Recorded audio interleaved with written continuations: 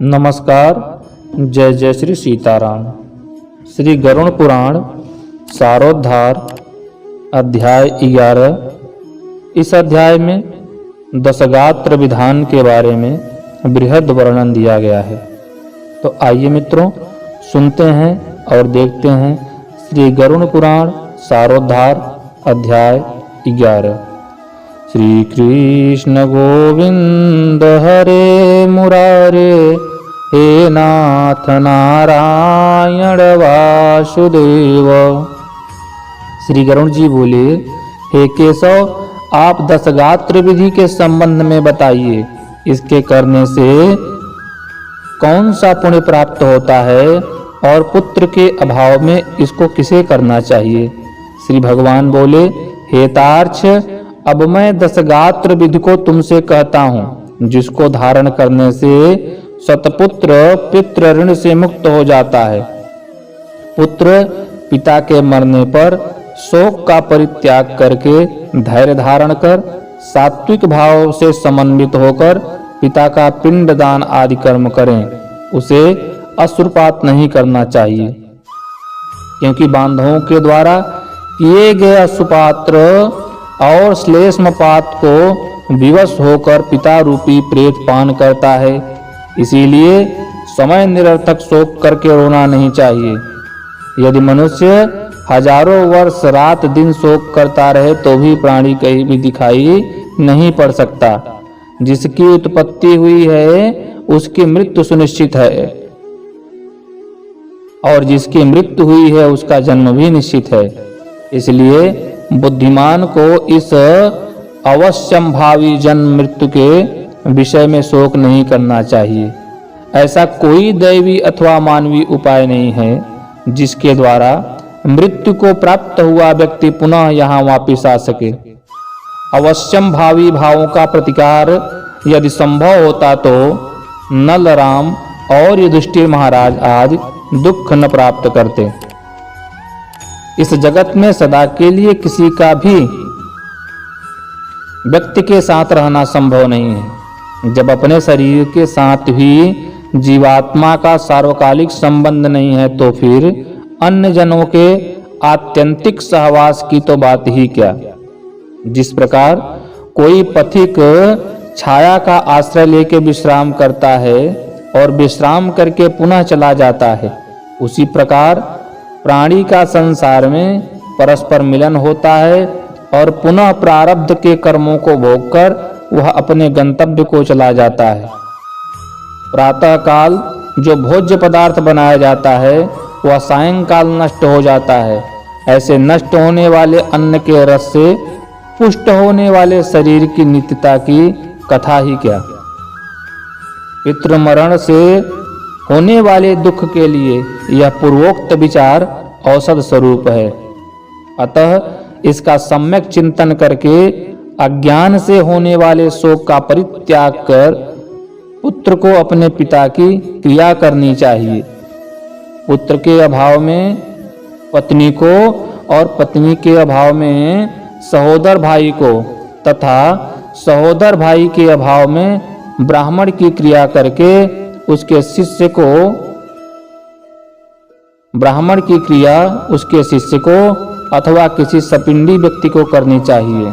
हे गरुड़, पुत्रहीन व्यक्ति के मरने पर उसके बड़े अथवा छोटे भाई के पुत्रों या पौत्रों के द्वारा दशगात्र आदि कार्य कराने चाहिए। एक पिता से उत्पन्न होने वाले भाइयों में यदि एक भी पुत्रवान हो तो उसी पुत्र से सभी भाई पुत्रवान हो जाते हैं। ऐसा मनु महाराज जी ने कहा है।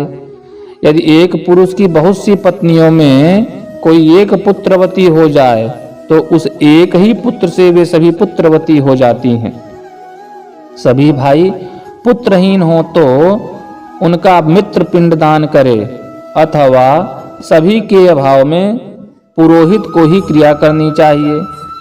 क्रिया का लोप नहीं करना चाहिए।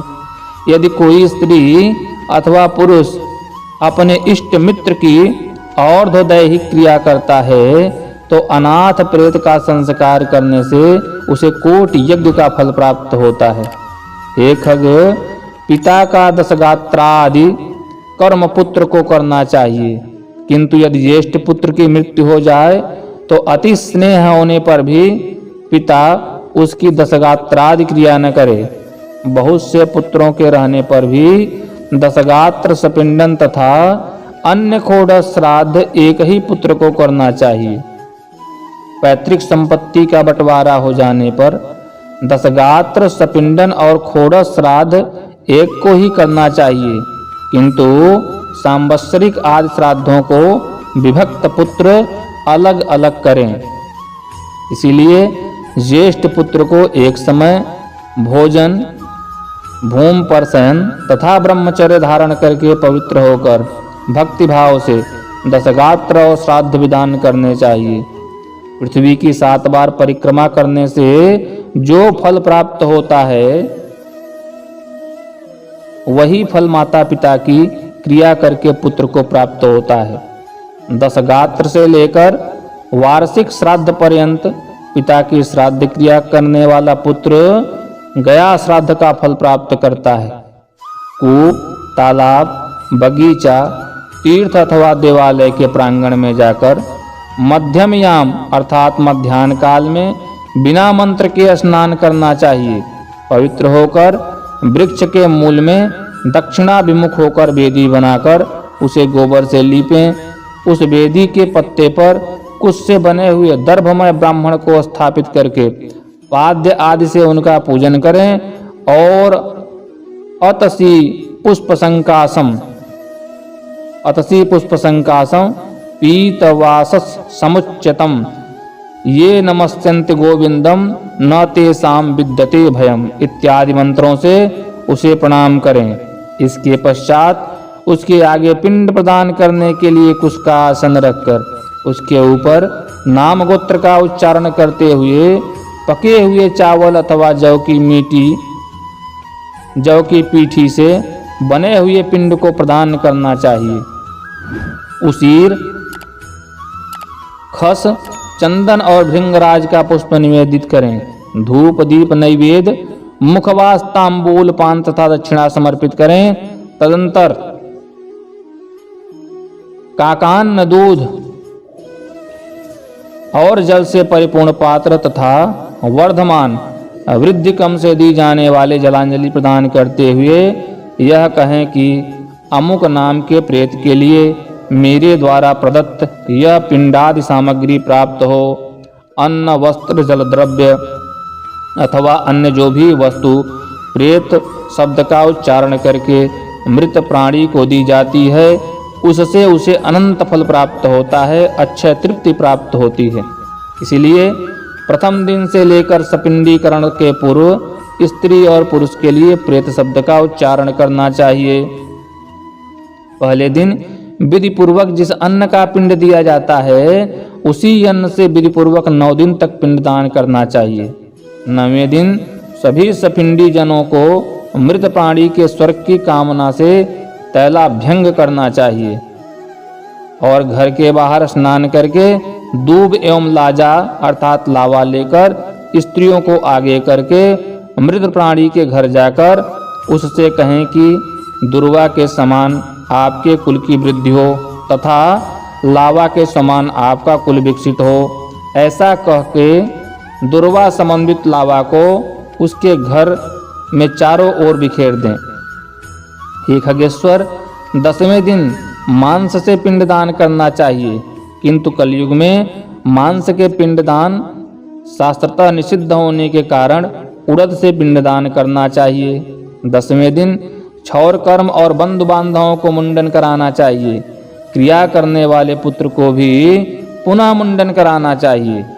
10 दिन तक एक ब्राह्मण को प्रतिदिन मिष्ठान्न भोजन कराना चाहिए और हाथ जोड़कर भगवान विष्णु का ध्यान करके प्रेत की मुक्ति के लिए इस प्रकार प्रार्थना करनी चाहिए।